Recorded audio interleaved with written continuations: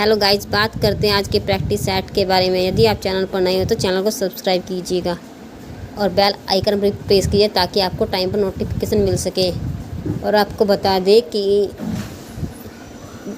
22 सितंबर से Uttarakhand video exam के बाद थ्योरिकल क्लासेस चलाई जाएंगी और हफ्ते में एक दिन जीएस का टेस्ट होगा, एक दिन उत्तराखंड का प्रैक्टिस सेट होगा। बात करते हैं आज के टॉपिक के बारे में। क्वेश्चन नंबर 1, निम्नलिखित में से कौन सा सही सुमेलित नहीं है? तो इसका राइट आंसर है ऑप्शन ए, प्राथमिक ऊर्जा ज्वारी शक्ति नहीं है। क्वेश्चन नंबर 2 की बात करते हैं। 2011 की जनगणना के अनुसार अनुसूचित जनजाति के संदर्भ में राज्यों का आरोही क्रम असेंडिंग ऑर्डर क्या है? तो इसका राइट आंसर है ऑप्शन के अकॉर्डिंग बताना है कि अनुसूचित जनजाति यानी कि एसटी जनजाति बढ़ते हुए क्रम में। तो इसका right answer option A, Arunachal Pradesh, Meghalaya, Nagaland, Mizoram. Question number 4 की बात करते हैं। राज्य विधानमंडल की बैठक आयोजित करने के लिए कोरम गणपूर्ति क्या है? तो इसका राइट आंसर है ऑप्शन, कोरम के लिए हमें सदस्य संख्या का कुल सदस्य का 10वां हिस्सा चाहिए, 1/10।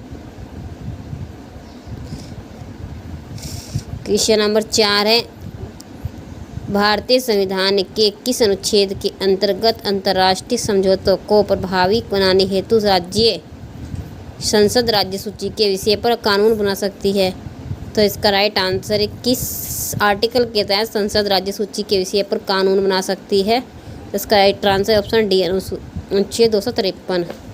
क्वेश्चन नंबर 5 की बात करते हैं। फोर्ट विलियम कॉलेज कलकत्ता के संदर्भ में कौन सा कथन सही नहीं है? तो इसका राइट आंसर है, हमें 2 कथन दिए गए। इसकी स्थापना 10 जून 1800 कलकत्ता के फोर्ट विलियम कॉम्प्लेक्स में की गई थी। और इसका दूसरा कथन है कि इसकी स्थापना का मुख्य उद्देश्य था ब्रिटिश अधिकारियों को भारतीय भाषाओं की शिक्षा देना था। तो इसका राइट आंसर है ऑप्शन बी, कथन 2 सही है। कथन 1, इसकी स्थापना 10 जुलाई, कुछ पुस्तकों में 10 जुलाई दी गई और कुछ में 18 अगस्त।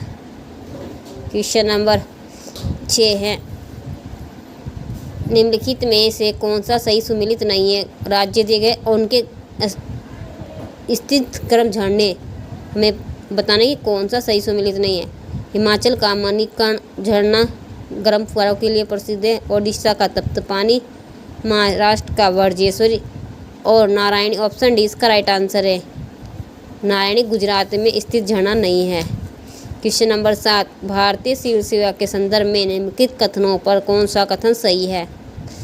हमें 2 कथन दिए गए और हमें बताना कि सिविल सेवा के मामले में कौन सा कथन सही है। कथन 1 है कि भारत सरकार अधिनियम 1919 में भारतीय सिविल सेवा के लिए एक अलग परीक्षा का प्रावधान किया गया जो भारत में होनी थी। कथन 2 है कि भारतीय सिविल सेवा में 1941 में भारतीयों का प्रतिशत यूरोपियों से अधिक था। तो इसका राइट आंसर है ऑप्शन सी, 1 और 2 दोनों कथन सही हैं। क्वेश्चन नंबर 8 दिया गया है, 2 एक जैसे बल्ब को किस प्रकार जोड़ने पर अधिक रोशनी मिलेगी? दोनों को श्रेणी क्रम में या दोनों को समांतर क्रम में? हमें बताना है कि कौन सा कथन सही है। तो इसका राइट आंसर है ऑप्शन बी, दोनों को समांतर क्रम में जोड़ने पर अधिक रोशनी मिलेगी। क्वेश्चन नंबर 9 की बात करें, हमें बताना है कि कौन सा कथन इसमें सही सुमेलित नहीं है। ऑप्शन ए दिया गया है कि महिला समृद्धि योजना 1993 में स्थापित की गई थी।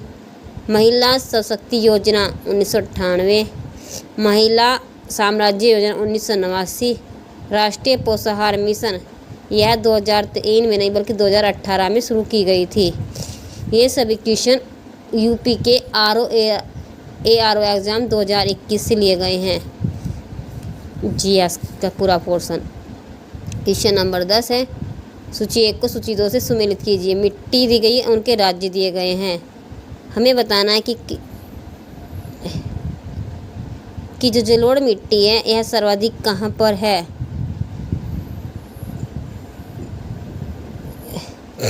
जलोढ़ मिट्टी सर्वाधिक है यूपी में। काली मिट्टी सर्वाधिक है महाराष्ट्र में और लाल मिट्टी सर्वाधिक है आंध्र प्रदेश में। मरुस्थलीय मिट्टी सर्वाधिक राजस्थान है। ऑप्शन बी इसका राइट आंसर है। 10 नंबर क्वेश्चन का आंसर है ऑप्शन बी। क्वेश्चन नंबर 11 है 1992 में निम्नलिखित में से कौन सी भाषा अनुसूची में सम्मिलित नहीं की गई थी। 8वीं सूची में बताना है। मैथिली, संथाली, कोंकणी, डोगरी। जब 8वीं सूची थी संविधान के समय, भारत 8वीं सूची में 14 भाषा आई थी। 15वीं भाषा आई थी 1967 में 71वें संविधान संशोधन के द्वारा सिंधी भाषा। और 1992 में आई थी नमक, नेपाली, मणिपुरी और कैसे कोंकणी। और 2003 में 91वें संविधान संशोधन के द्वारा 4 भाषाएं जोड़ी गई थी। मैथिली, संथाली, बोडो, डोगरी। तो इस क्वेश्चन के अनुसार 1992 की कोई सी भाषा भी इसमें सम्मिलित नहीं है। ये सभी भाषाएं 2003 में जोड़ी गई थी 91वें संविधान संशोधन के द्वारा। सॉरी गाइस, 92वें संविधान संशोधन के द्वारा। तो इसमें कोई भी आंसर नहीं है क्यों। 1992 की है नमक, नेपाली, इसकी शॉर्ट फॉर्म है नमक, कैसे कोंकणी, एम से मणिपुरी। क्वेश्चन नंबर 12 है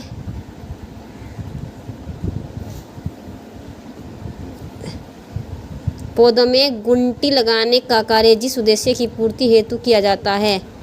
तो गुंटी लगाने का कार्य किया जाता है वानस्पतिक पर्यावरण प्रसारण के लिए। Option B.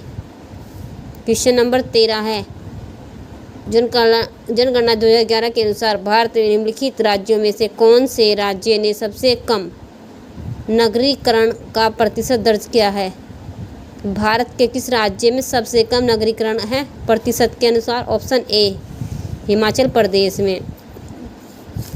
क्वेश्चन नंबर 14 है निम्नलिखित में से कौन एक पोलिनेशिया द्वीप समूह का भाग नहीं है। तो कौन सा भाग नहीं है। तिनिआन जो है पोलिनेशिया का भाग नहीं है। Option D. क्वेश्चन नंबर 15 है निम्नलिखित में से कौन सम्मिलित नहीं है।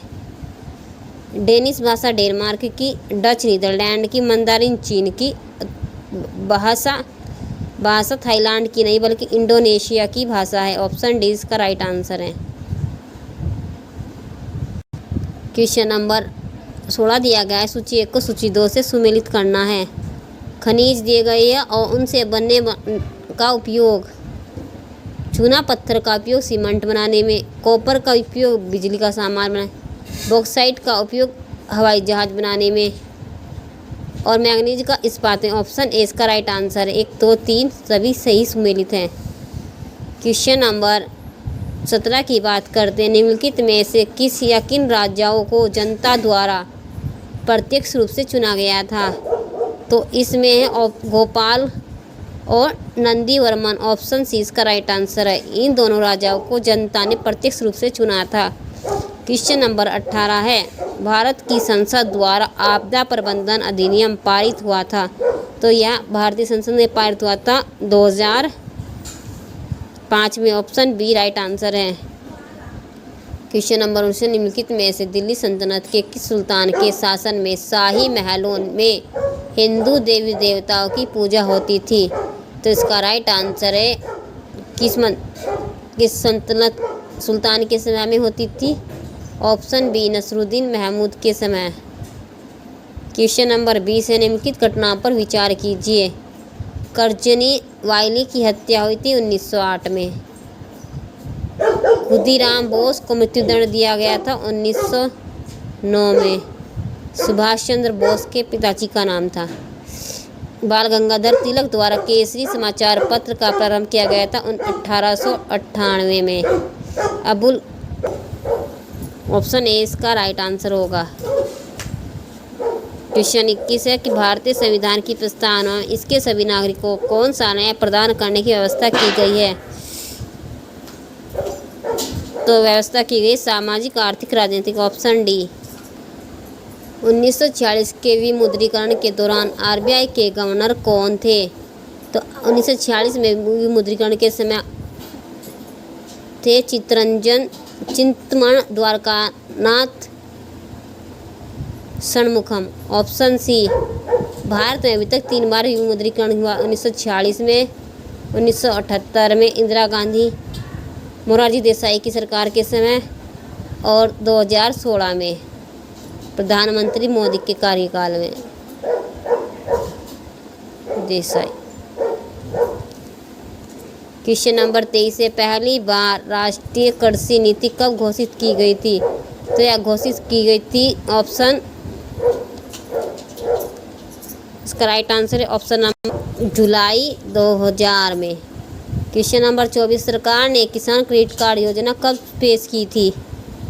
तो यह पेश की थी भारत सरकार ने ऑप्शन बी अगस्त 1998 में, और 1998-99 में ही केसीसी को लागू कर दिया गया था भारत में। क्वेश्चन नंबर 25 से एनपीए का पूर्ण रूप है?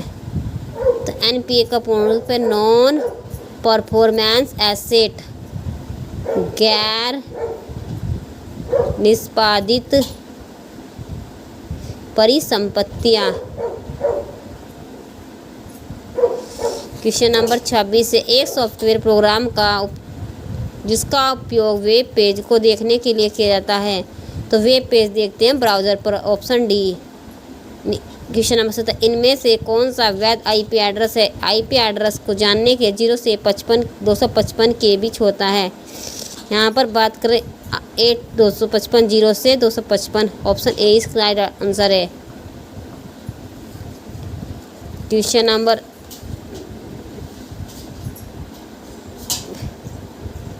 28 से लैन को वैन से जोड़ने के लिए किस डिवाइस का उपयोग किया जाता है? लैन को वैन से लोकल एरिया नेटवर्क को वर्ल्ड एरिया नेटवर्क से जोड़ने के लिए राउटर का उपयोग किया जाता है। Option C. क्वेश्चन नंबर 29 से निम्नलिखित में से कौन सा ऑपरेटिंग सिस्टम का उदाहरण है? MS DOS, Ubuntu, Android. Option D इसका राइट आंसर है। ये सभी ऑपरेटिंग सिस्टम के उदाहरण हैं। क्वेश्चन नंबर 30 से आधा बाइट को किस रूप में जाना जाता है? आधा बाइट होता है 4 निबल। तो 4 निबल ऑप्शन सी।